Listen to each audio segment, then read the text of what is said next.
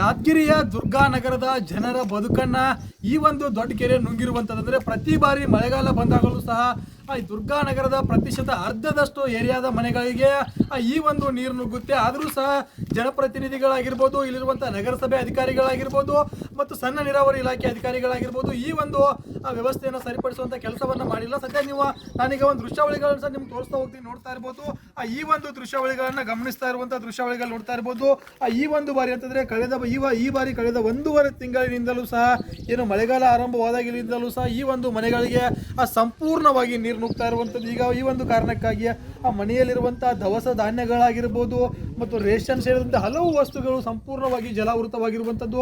ನೀವು ಹಾಗೆ ಮುಂದೆ ನೋಡ್ತಾ ಹೋಗ್ಬೋದು. ಸಂಪೂರ್ಣವಾಗಿ ಈ ಎಲ್ಲ ಭಾಗಗಳು ನೋಡ್ತಾ ಹೋದರೆ ಆ ಸರ್ಕಾರ ಈ ಒಂದು ಆ ಕೆರೆಯ ದಡದಲ್ಲೇ ಮತ್ತೊಂದು ಎಡವಟ್ಟನ್ನು ಮಾಡಿಕೊಂಡಿರುವಂಥದ್ದು ನೀವು ನೋಡ್ತಾ ಇರ್ಬೋದು. ಈ ಒಂದು ಆ ಕಾಮಗಾರಿ ಹಂತದಲ್ಲಿರುವಂತಹ ಕಟ್ಟಡ ಇದೆಯಲ್ಲ, ಇದು ಆ ಸಾರ್ವಜನಿಕ ಶೌಚಾಲಯ ಅಂತೇಳಿ ನಗರಸಭೆ ವತಿಯಿಂದ ಕಟ್ಟಲಾಗ್ತಿರುವಂತಹ ಕಾಮಗಾರಿ. ಆದರೆ ಸುಮಾರು 25 ಲಕ್ಷ ವೆಚ್ಚದಲ್ಲಿ ಕಟ್ತಾ ಇರುವಂತಹ ಕಾಮಗಾರಿ ಸಂಪೂರ್ಣವಾಗಿ ಇವಾಗ ದುಂದು ವೆಚ್ಚ ಮಾಡ್ತಾ ಇರುವಂಥದ್ದು ನೀವು ಗಮನಿಸ್ತಾ ಇರ್ಬೋದು. ಮತ್ತು ಈ ಭಾಗದಲ್ಲಿ ಸಹ ನೀವು ನಮ್ಗೆ ನೋಡ್ತಾ ಇರ್ಬೋದು ಸಾಕಷ್ಟು ಮನೆಗಳು ಸಂಪೂರ್ಣವಾಗಿ ನೀರಲ್ಲಿ ನಿಂತಿದ್ದಾವೆ ಅಂತ ಹೇಳ್ಬೇಕಾಗುತ್ತೆ. ಯಾಕಂತಂದರೆ ಆ ಮನೆಯ ಸುತ್ತುವರೆದು ನೀರುಗಳು ನಿಂತಿದ್ದಾವೆ. ಆದರೆ ನಿನ್ನೆಯಿಂದ ಸ್ವಲ್ಪ ಮಳೆ ಕಡಿಮೆ ಆಗಿರೋ ಕಾರಣಕ್ಕಾಗಿ ನೀರಿನ ಪ್ರಮಾಣ ಸ್ವಲ್ಪ ತಗ್ಗಿದೆ. ಆದರೆ ಇಷ್ಟು ದಿನ ಏನು ಈ ಒಂದು ಮನೆ ಒಳಗೆ ಸಂಪೂರ್ಣ ನೀರು ನುಗ್ಗಿರೋ ಕಾರಣಕ್ಕಾಗಿ ಕೆಲವೊಂದಿಷ್ಟು ಇಲ್ಲಿರುವಂಥ ನಿವಾಸಿಗಳು ಈ ಏರಿಯಾವನ್ನು ತೊರೆದು ಬೇರೆ ಬೇರೆ ಏರಿಯಾಗಳಂತಂದರೆ ಈ ಒಂದು ಮಳೆ ನೀರು ಬರದೇ ಇರುವಂಥ ಏರಿಯಾಗಳಿಗೆ ಹೋಗಿ ಆ ಜೀವನವನ್ನು ಸಾಗಿಸುವಂಥ ಸ್ಥಿತಿ ಸಹ ಇಲ್ಲಿ ನಿರ್ಮಾಣವಾಗಿರುವಂಥದ್ದು. ಅಂತಂದರೆ ನಿತ್ಯ ಏನು ದುರ್ಗಾನಗರದ ನಿವಾಸಿಗಳು ಒಂದು ರೀತಿ ನರಕ ಯಾತನೆಯ ಜೀವನವನ್ನು ಅನುಭವಿಸ್ತಾ ಇರುವಂಥದ್ದು ನೀವು ಎಲ್ಲ ಭಾಗಗಳಲ್ಲಿ ನೋಡ್ತಾ ಇರ್ಬೋದು. ನೀರು ಅಲ್ಲಿವರೆಗೆ ಬಂದಿತ್ತು, ಆದರೆ ಇವಾಗ ಸ್ವಲ್ಪ ಮಳೆ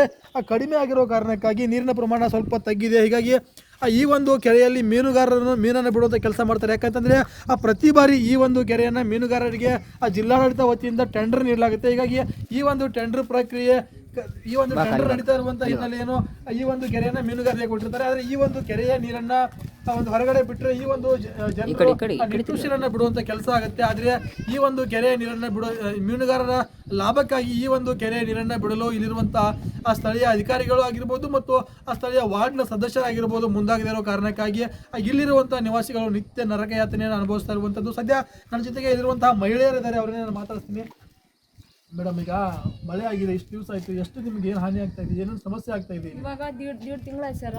1.5 ತಿಂಗಳಿಂದ ನೀರು ಹಿಂಗೆ ಬರ್ತಾ ಇದೆ. ಅವು ನೀರು ಬಂದ್ರೂ ನೀರು ಬಿಡಲ್ಲ. ಎಲ್ಲ ಮನೆಯಿಂದೆಲ್ಲ ಏನೇನೋ ರಾಸಾಯನ ಇಟ್ಟು ಎಲ್ಲ ತೊಯ್ದು ಹೋಗ್ಬಿಡುತ್ತೆ. ಈಗ ನಮಗೆ ನಡೆಯೋಕ್ಕೂ ತೊಂದ್ರೆ. ನೈಟಲ್ಲಿ ಹುಳ ಹುಟ್ಟಿ ಬರ್ತವೆ, ಅದಕ್ಕೆ ಯಾರು ಕೇರ್ನು ಮಾಡ್ತಾಯಿಲ್ಲ. ಹಿಂಗಾದರೆ ನಾವು ಏನು ಜೀವನ ಮಾಡೋದು? ವರ್ಷ ಹಿಂಗೆ ಬರುತ್ತೆ. 5 ವರ್ಷ ಕಂಪಲ್ಸರಿ ಐತಿ ಇದೇ ಥರ ಬರೋಕೆ ಕುಂತು ಬರ್ತಾರೆ, ಇಡೇ ಮಾಡ್ಕೊತಾರೆ, ಹೋಗ್ತಾರೆ. ಏನು ಪರಿಹಾರ ಕೊಡ್ತಾ ಇಲ್ಲ. 5 ವರ್ಷದಿಂದ ಇದೇ ರೀತಿ ಆದರೂ ಇಲ್ಲಿರುವಂಥ ನಿಮ್ಮ ವಾರ್ಡ್ ಸದಸ್ಯರಾಗಿರ್ಬೋದು, ಅಧಿಕಾರಿಗಳಾಗಿರ್ಬೋದು, ಯಾರಾದರೂ ಇಲ್ಲಿ ಬಂದು ಭೇಟಿ ನೀಡಿ ನಿಮ್ಮ ಮನೆಗಳನ್ನು ಸ್ಥಳಾಂತರ ಮಾಡೋ ಬಗ್ಗೆ ಅಥವಾ ಈ ಕೆರೆಯನ್ನು ನೀರು ಹೊರಗಡೆ ಬಿಡೋ ಬಗ್ಗೆ ಏನಾದರೂ ಹೇಳಿದ್ದಾರೆ? ಏನು ಹೇಳಿಲ್ಲ ಸರ್. ನೀರು ಬಿಡಲ್ಲ ಅವರು, ನೀರು ಬಿಡಲ್ಲ. ಯಾಕಂದರೆ ಅವ್ರು ಮೀನು ಹಾಕಿರ್ತಾರೆ, ನೀರು ಬಿಡಲ್ಲ. ಅವ್ರು ಇದಕ್ಕೆ ಅವ್ರು ನೋಡ್ಕೋತಾರೆ. ನಮ್ಮಂತ ಬಡವ್ರೆ ಸಾಯೋದು. ಇವಾಗ ಏನಾಗಬೇಕಂತ ಹೇಳಿ? ಇವಾಗ ಏನ್ರಿ ನಮ್ಮ ಪರಿಹಾರ ಏನೋ ಕೊಡ್ಬೇಕಲ್ಲ ಸರ್. ವರ್ಷನ ಹಿಂಗೆ ಆದರೆ ಏನು ಮಾಡೋದು? ನಮ್ಗೆ ಎಲ್ಲನೂ ಬೇರೆ ಕಡೆ ಏನೋ ತೋರಿಸ್ಬೇಕು, ಬೇರೆ ಕಡೆ ಮನೆ ಕಟ್ಟಿಸ್ಕೊಡ್ಬೇಕು. ಬೇರೆ ಕಡೆ ಮನೆ ಕಟ್ಟಿಸ್ಕೊಡ್ಬೇಕು. ಇಲ್ಲಾಂದ್ರೆ ನಾವು ಅಲ್ಲೇನೋ ಜೀವನ ಮಾಡ್ತೀವಿ. ಇದು ಬಿಟ್ಬಿಟ್ಟು ಆ ಕಡೆನೂ ಹೋಗ್ತೀವಿ. ಹಿಂಗೆ ಆದರೆ ನೈಟಲ್ಲಿ ನಾವು ತಿರುಗಾಡ್ತೀವಲ್ಲ, ನೈಟಲ್ಲಿ ಹುಳ ಹುಟ್ಟು ಕಚ್ಚಿರಿ ಯಾರು ಇದು ಜವಾಬ್ದಾರಿ? ನಾವೇ ಹೊಂಟು ಹೋಗ್ಬಿಡೋದು. ಅದೇ ಏನು ಮಾಡೋದು ಅಂತ. ಇದಿಷ್ಟು ಏನೋ ಇಲ್ಲಿರುವಂತಹ ಮಹಿಳೆಯರು ಸಹ ಹೇಳ್ತಾ ಇರುವಂಥದ್ದು ಅಂತಂದರೆ ಆ ಸರ್ಕಾರದ ಅಧಿಕಾರಿಗಳಾಗಿರ್ಬೋದು ಮತ್ತು ಈ ಒಂದು ಜನಪ್ರತಿನಿಧಿಗಳಾಗಿರ್ಬೋದು ಈ ಒಂದು ಸ್ಥಳಕ್ಕೆ ಈವರೆಗೂ ಭೇಟಿ ನೀಡಿಲ್ಲ. ಕಳೆದ 5 ವರ್ಷಗಳಿಂದಲೂ ಸಹ ನಾವು ಇದೇ ಒಂದು ಸಮಸ್ಯೆಯನ್ನು ಅನುಭವಿಸ್ತಾ ಇದ್ದೀವಿ. ನಮ್ಮ ಸಮಸ್ಯೆಗೆ ಇತಿಶ್ರೀ ಆಡುವಂಥ ಕೆಲಸವನ್ನು ಅಧಿಕಾರಿಗಳು ಮಾಡ್ತಾ ಇಲ್ಲ ಅಂತೇಳಿ ಆ ಕಣ್ಣೀರನ್ನು ಹಾಕ್ತಾ ಇಲ್ಲಿರುವಂಥ ಮಹಿಳೆಯರು ಸಹ ಹೇಳ್ತಾ ಇರುವಂಥದ್ದು. ನಾಗರಾಜ್ ಮಗ್ದುಮ್, ರಿಪಬ್ಲಿಕ್ ಕನ್ನಡ, ಯಾದಗಿರಿ.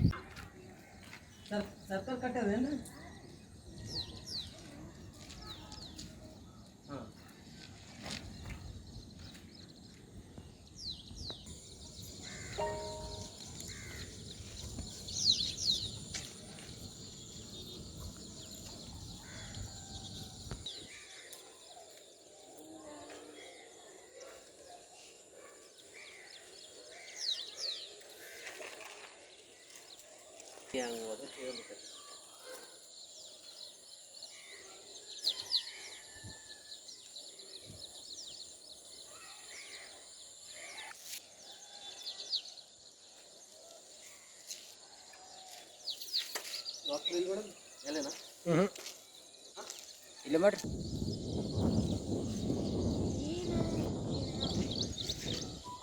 ಸುತ್ತಮುತ್ತ ನೀರವ ಹೆಂಗ್ ಮತ್ತೆ ಮನೆ ಎತ್ತಿದ ಬಂದಿ ನೀರು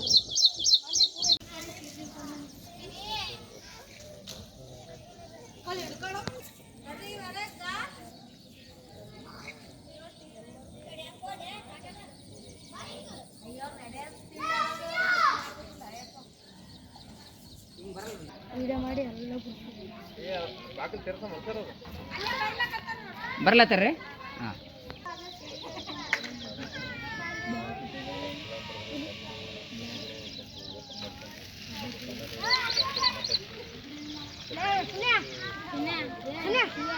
ಡಬಲ್ ಥಿಂಗ್ಸ್ ಡಬಲ್ ಟೆನ್ನಿಸ್ ಹೇಳಿ ಹಂಗೆ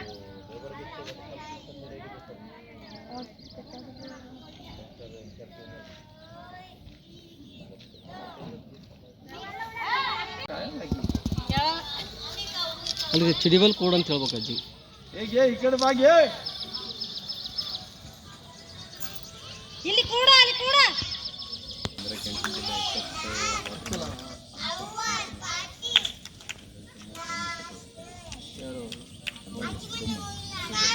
ಹಂಗೆ ಸರ್ ನಿಂಗಪ್ಪ ಸರ್ ನಮ್ಮ ಕುಡಿಯೋ ನೀರಿನ ಭಾಳ ತಿಪ್ಪದ್ರಿ ಏರಿಯಾದಾಗ ತೊಗರಿ ಬೇಳೆ ಕುದಿಯಲ್ರಿ ಇವೆಲ್ಲ ಬೋರಿನ ನೀರು.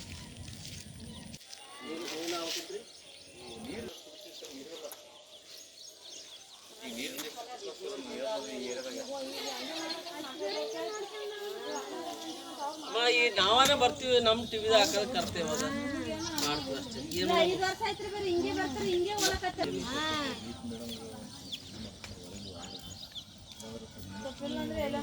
ನಾನು ಗುಲ್ಬರ್ಗ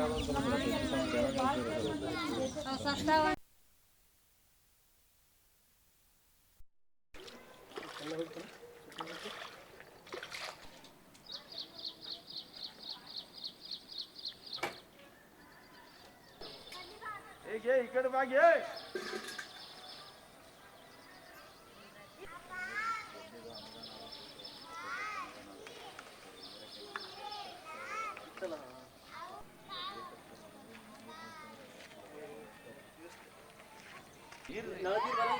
ನಾನಿಲ್ಲ ಸರ್ ಯಾದಗಿರಿ ಜಿಲ್ಲಾದಾಗ ಭೀಮನ ಹಿಡ್ಗ ನಮ್ಗೆ ಕುಡಿಯೋ ನೀರು ಅದು ಆಮೇಲೆ ಬರ್ಬೇಕಾಗ್ತದೆ ನಾಳೆ. ನಿಜವಾದ ಸರ್ ನೀರು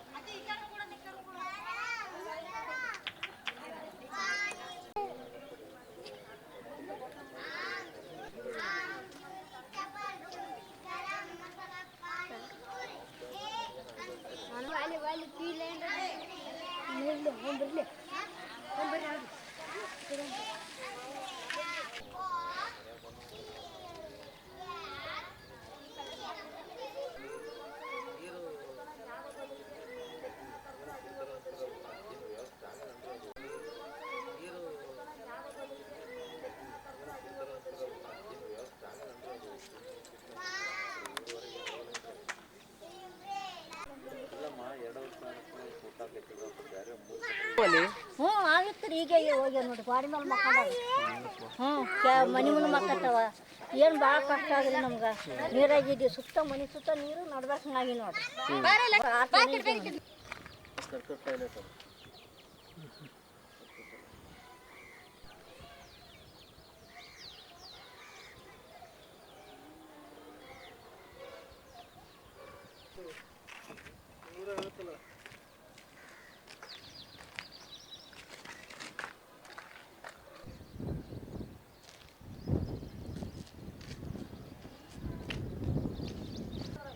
ಮೀನುಗಾರರ ಲಾಬಿಗೆ ಮಾಡ ಕನ್ನಡ ಮಾಧ್ಯಮ ಲೋಕದಲ್ಲಿ ಒಂದು ಹಿಸ್ಟಾರಿಕ್ ಕಾರ್ಯಕ್ರಮ. ನಾವು ಇಲ್ಲಿ ಬಂದಿದ್ದು ರೈತರ ಧ್ವನಿಯಾಗೋದಿಕ್ಕೆ. ರಿಪಬ್ಲಿಕ್ನ ಕನ್ನಡ ಚಾನೆಲ್ನಲ್ಲಿ ಇದು ಒಂದು ಉತ್ತಮವಾದಂಥ ಕಾರ್ಯಕ್ರಮಗಳಿವೆಲ್ಲ. ಜನನು ಕೂಡ ಬೆಂಗಳೂರು ಕಡೆ ಬರ್ತಾ ಇದ್ದಾರೆ, ಕೆಲಸಕ್ಕೋಸ್ಕರ ಬರ್ತಾ ಇದ್ದಾರೆ. ಡಿ ಕೆ ಶಿವಕುಮಾರ್ ಅವರ ಕನಸಿನ ಕರ್ನಾಟಕ ಹೇಗಿರಬೇಕು? ನಾನು ಜನ ಬೆಂಗಳೂರಿನ ವಲಸೆ ಬರೋದನ್ನ ತಪ್ಪಿಸ್ಬೇಕು. ಸವಾಲನ್ನ ಸ್ವೀಕಾರ ಮಾಡಿದಾಗ ಯಶಸ್ಸನ್ನು ಕಾಣೋದಕ್ಕೆ ಸಾಧ್ಯ. ಧರ್ಮ ಅಂತಂದ್ರೆ ಕೇವಲ ಆಧ್ಯಾತ್ಮಿಕಕ್ಕೆ ಸೀಮಿತವಾದದ್ದಲ್ಲ. ಯಾವ ಸಮಿಟು ಇಲ್ಲ, ನಾನ್ ಸ್ಟಾಪ್ ಲೈವ್ ಮಾಡಿರೋದು.